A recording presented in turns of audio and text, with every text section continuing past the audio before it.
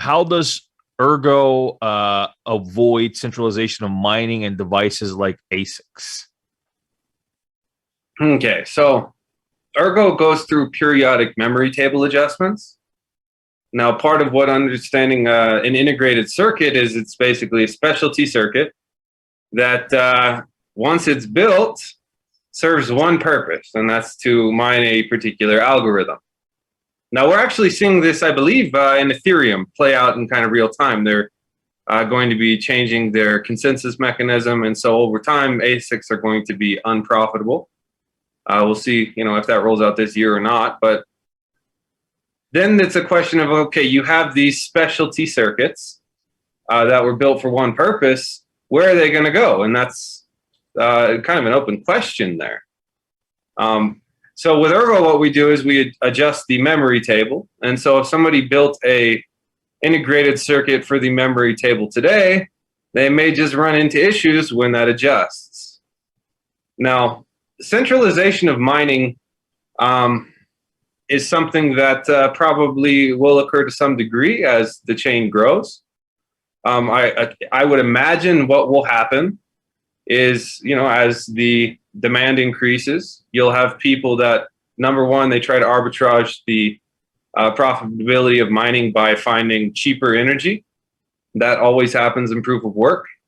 You probably will see people start to create block streams for field programmable gate arrays, which are kind of like a hybrid GPU ASIC that's basically you can reprogram.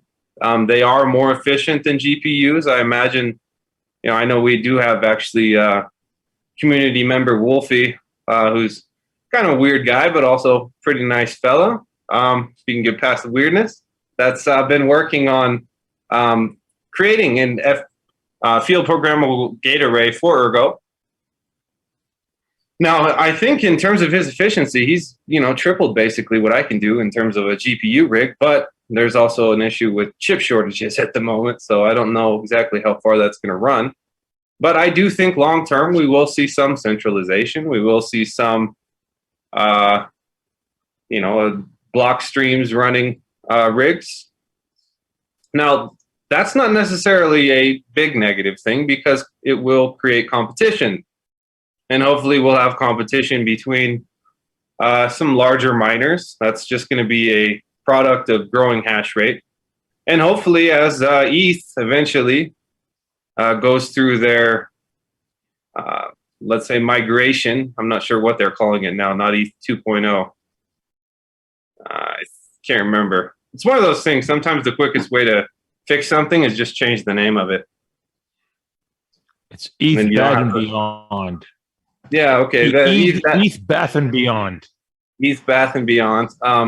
So we'll have a ton of GPU miners that are either going to repurpose their rigs for a new chain, or they're going to pass them to the market. And I would imagine the majority of people who pick up the rigs on secondary are going to point them back at a different chain. So we do have a big opportunity with the migration coming up to further decentralize mining.